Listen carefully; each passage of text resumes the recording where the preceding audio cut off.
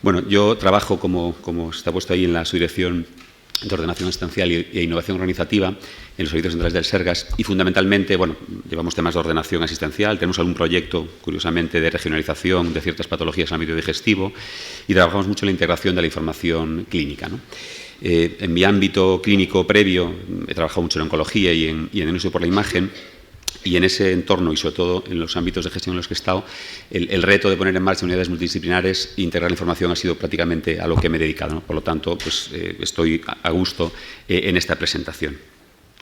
Voy a usar una diapositiva de la ya mencionada doctora Echarri del Hospital de Ferrol para resumir un poco y para no caer en repetir cosas que se han dicho, el modelo actual de asistencia o el modelo previo o de hace unos años o de hace unos meses que teníamos en el manejo de este tipo de patologías, ¿no? Pues, bueno, consultas monográficas en el mejor de los casos, con especialistas del ámbito digestivo llevándolas, pero con recursos, con programación propia e independiente de este tipo de gestión, ¿no?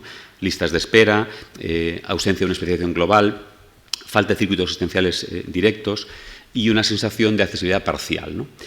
Y, por supuesto, el papel del paciente, bueno, pues, aunque está empezando, pues en general con poco peso, ¿no? Bien, pues para reordenar todo esto hay muchas recetas. Se ha comentado, el doctor Calvet comentaba pues, el modelo del grupo Delphi, que había analizado cómo organizar este tipo de atención. Yo, desde el punto de vista de una comunidad autónoma, pues he tenido que ir a la fuente casi fundamental, que es el Ministerio de Sanidad, y he tirado de un documento que todos conocerán, en el que participó también el doctor Gisbert, entre otros compañeros, que, a modo de recomendación, eso sí, establece un poco los contenidos o la definición de este tipo de unidades en el ámbito nacional nuestro, ¿no? Así, por lo tanto, habla de, bueno, pues de disponer de personal propio, médico y enfermera, aparece la enfermera, como no, en este papel, para hacer una cuestión muy importante, labores de liderazgo y coordinación, ¿vale? Esa coordinación, ese liderazgo debe ser tanto para otras unidades esenciales de aparato digestivo como para atención primaria. Y aquí quiero destacar el papel que, en nuestra opinión, debe tener atención primaria en el manejo de estos pacientes, que no es crítica, pero ha salido poco en la reunión de hoy probablemente, o esperaba que saliese más. Y con infraestructura mínima este documento realmente, Javier, fue poco ambicioso, ¿no? Porque la infraestructura que habéis puesto es realmente mínima, ¿no?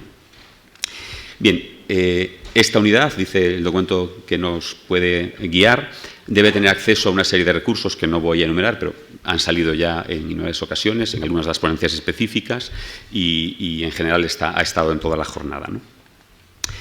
La colaboración, por supuesto, de cirujanos expertos y, en el caso de hospitales de tercer nivel, insistiendo en esa posible regionalización en la que decía estamos trabajando, junto a otras patologías del ámbito digestivo. Y, decíamos, importante, debe hacer una labor de coordinación con este grupo de profesionales, ¿no?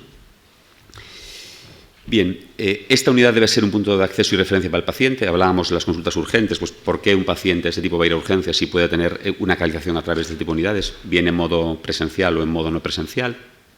Y, sobre todo, garantizando la continuidad asistencial de todo el proceso, ¿no? El documento también hace especial atención, no en el ámbito de inflamatoria, sino en general, en la gestión por procesos y esa dilución de los límites de los servicios e incluso del hospital, ¿no? Ha salido también el autocuidado, el domicilio, recursos sociales, la atención primaria, ya decía, y hospitales de agudos y hospitales no de agudos, ¿no? Bueno, pues la idea es un poco avanzar en una red asistencial que permita manejar de forma integrada a todos estos pacientes. Y hablando en concreto de las unidades multidisciplinares, destaca un par de líneas que sí me gustaría destacar. Una es el nombramiento, ¿no? Yo, más que nombramiento, le he puesto nombrado. Muchas veces, parte de los problemas que tenemos, sobre todo a nivel de estructuras autonómicas, cuando queremos hacer algo, es escapar del nombramiento, ¿no? El título de algo. Bueno, pues, evidentemente, es un tema laboral o de otro tipo, pero el nombramiento, el decir, la persona responsable de esta unidad es esta persona, es un tema organizativo y no debiera generar ningún tipo de sarpullido, ¿no? A nosotros, a los primeros, a los que estamos en gestión. Pero sí, si alguien lleva una unidad, tiene que estar identificado, tanto él como las personas que forman parte de esa unidad, ¿no? Se deben reunir periódicamente y la actividad que generen debe quedar registrada. Supongo que en el resto de comunidades autónomas pasa lo mismo que pasaba en el ICES hace poco tiempo. Los comités de tumores, algo muy reconocido e institucionalizado, pues llevan su registro de actividad en una libreta o en un access. No, esto tiene que estar registrado ¿en dónde? En la historia clínica electrónica, ¿no? Y creo que en este sentido debe ir por ahí. Tiene que haber revisiones anuales del resultado de esa actividad. una relación importante con el médico de atención primaria. Nos tenemos que creer que el papel del médico de atención primaria es la entrada al sistema y el que mejor conoce al paciente. Y qué mejor manera de que el médico de atención primaria forme parte, no directamente, evidentemente, de todas las reuniones de esta actividad, pero sí que al menos cuando un paciente de un cupo va a esta reunión, ese médico tenga esa información, ¿no? Estableciendo un personal de referencia para el paciente y algo no menos importante, y se lo digo desde mi experiencia en otro tipo de unidades, con ciertas habilidades de comunicación. La gente cuando llama por teléfono, esas llamadas que comentabas, Elena, lo que está buscando es comunicación, información muy básica, y tenemos que tener capacidad de dársela por un lado, y la consulta telefónica es una herramienta muy potente, también los medios electrónicos, y luego saber cómo se lo tenemos que dar, qué es lo que espera el paciente, ¿no? Repito que estos son aspectos que recoge el propio documento del Ministerio.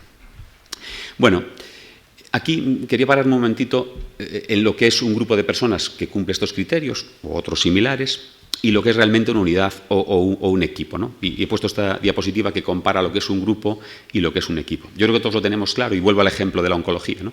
Los comités de tumores funcionaron y funcionan en los hospitales, pero ¿son una unidad multidisciplinar de tratamiento? No, son un grupo de personas que trabajan de forma única en el tratamiento de ciertas patologías, pero no son un equipo, ¿no? Y aquí podemos ver comparaciones en lo que es una y otra. Pues, las conclusiones del trabajo de un grupo son personales e individuales, mientras que las conclusiones de un equipo, de una unidad multidisciplinar, son del grupo, del equipo, ¿no?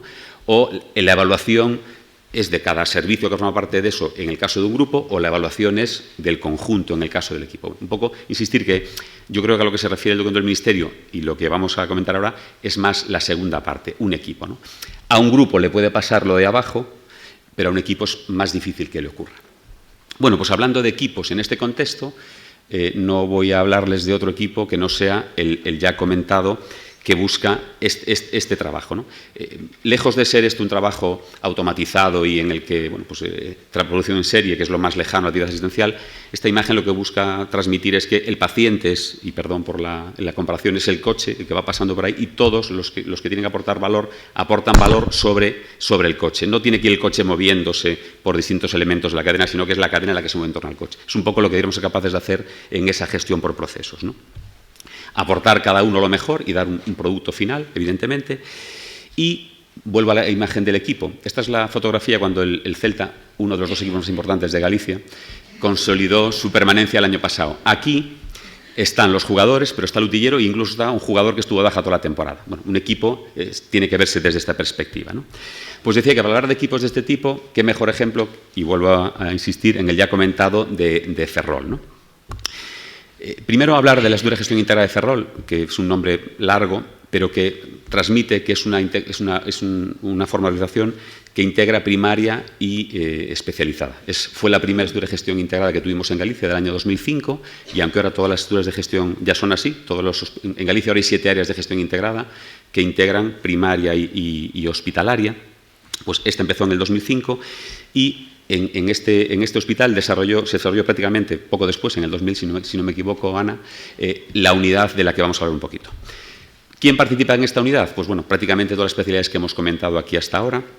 Y quería pararme en un par de detalles que me parecen importantes, ¿no? Por ejemplo, en la parte de endoscopia son los propios integrantes de la unidad los que hacen las endoscopias, ¿no?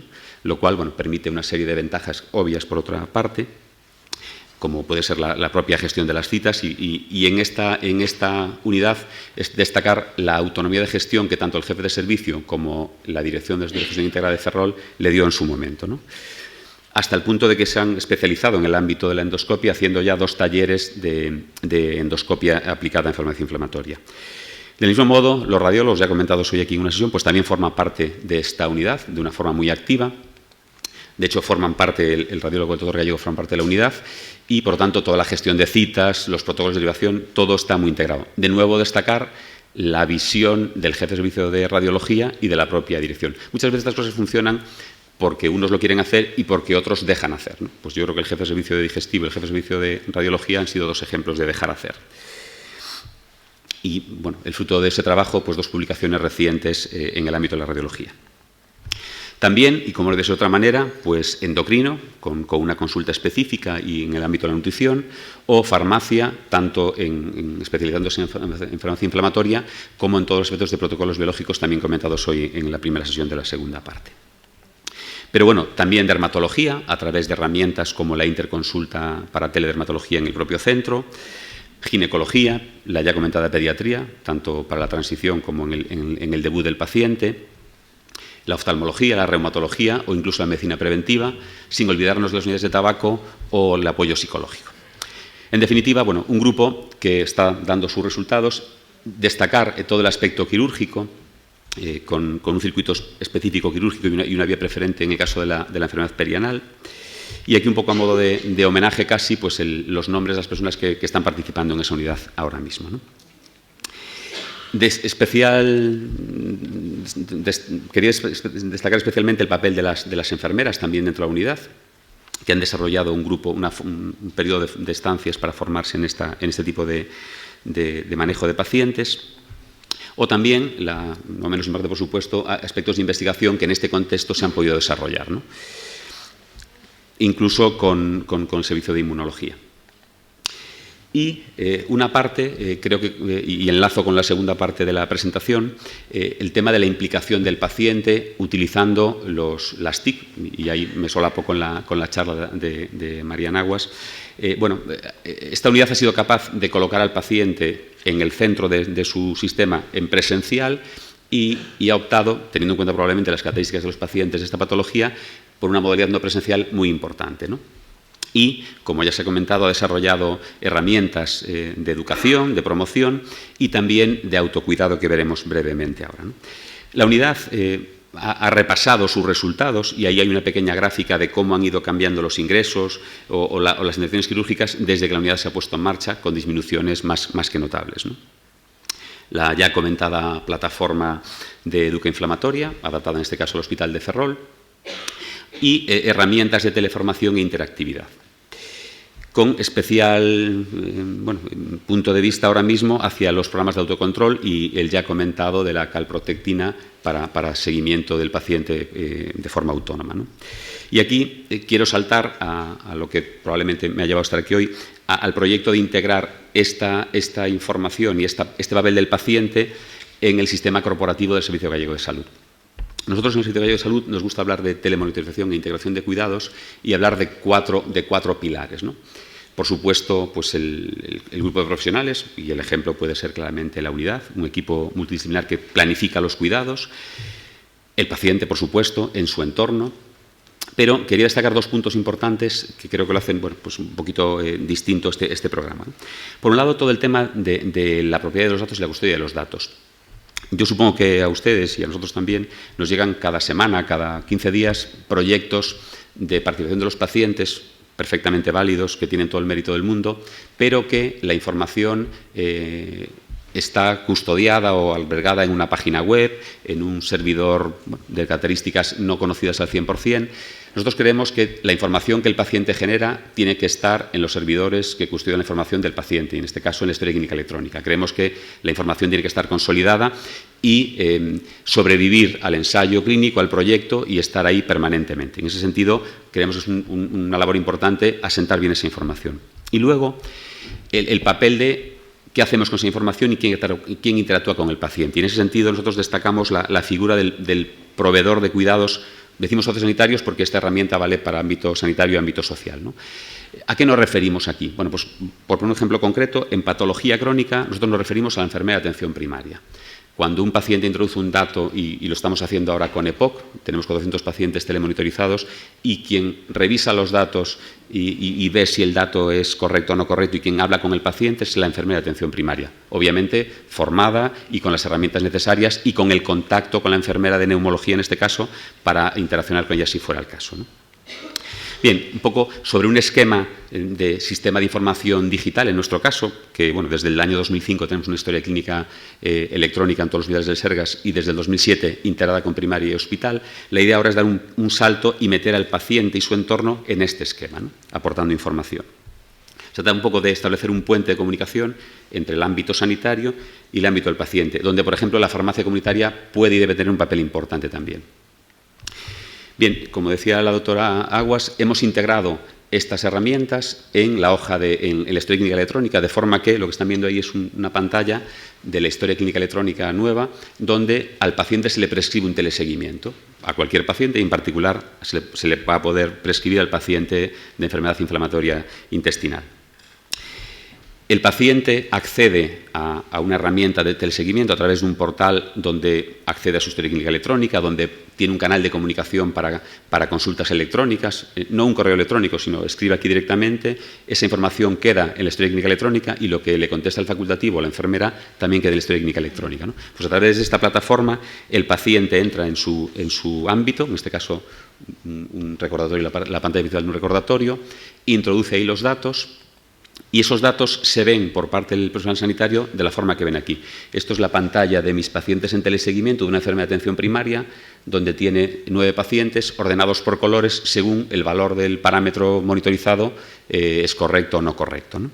Y en caso de que estuviera establecido así, y así lo hemos hecho en EPOC, desde esta misma plataforma la enfermera se pone en contacto con el paciente, en este caso a través de una videoconferencia.